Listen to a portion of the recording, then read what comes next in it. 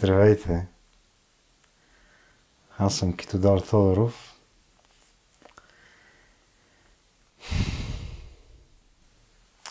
И принципно съм, така да кажа, мързелив човек.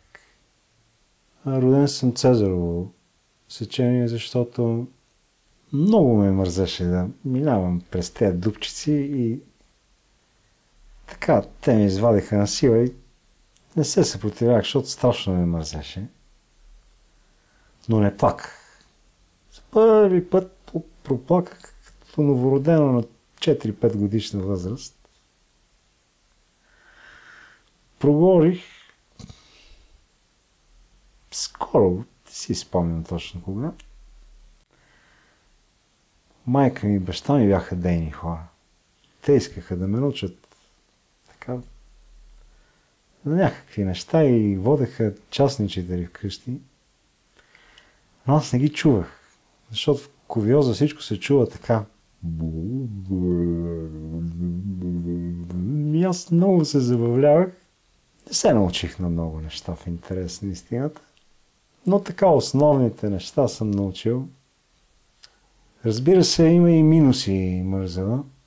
Не бива да казваме само, че е хубаво. Има и лоши страни. Мързеливият човек е самотен човек, като цяло. След като майка ми и баща ми умряха и изхарчих парите, които имах от тях, като молеха някакви лелички да ми носят храна, вода и аз им давах парички за това. Успях да си намеря жена и тя ми роди, защото мен ме мързеше, 2 дечица. Мързеше ме да им разказвам приказки на децата и затова им пусках късните новини. Те станаха престъпници на 5 годишна възраст.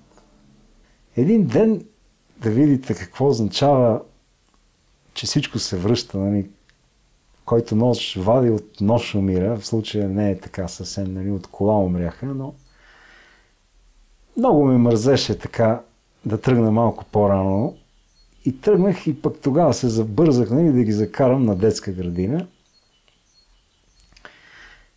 И понеже ме мързеше и да не пия преди да карам, те бях и малко така, пиян си бях, да си кажа откровено, и на един светофар ме мързеше да чакам зеленото и минах на червено така изпреварвайки и там изгубих колата си и 2 си деца. С това е свърши там мъка около децата, да ви кажа. Това си е грижа и си е така, трябва да си грижа. Не е за всеки човек да има деца, да ви кажа честно. Реших и си събрах и цялата рода, приятели, роднини, всичко каквото имах и ми казах, искате ли да си направим излет. Те много се зарадваха и за първи път от 30 години сигурно не сме излизали заедно никъде. Беше зима и решихме да се качим на Витоша. Обаче мен много ме мързеше и така много бавно ходех и видях как групата беше пред мене и как една лавина тръгва надолу и ще ги помете. И аз тъкмо се наканих да им изкрещя: внимавайте! Всички мои 120 близки приятели ще ви затрупа тази лавина, обаче ме домързя. Пък и се съмнявах, че ще ме чуят, защото аз не обичам много да викам. Мислих си нещо по-кратичко да измисля, но докато се сети, тя лавината ги премахна всичките ми близки, приятели и роднини. И тогава си останах съвсем сам. Мързела е рецептата за дълъг живот май. По принцип исках да давам частни уроци за мързел, но те повечето хора няма какво да ги учиш.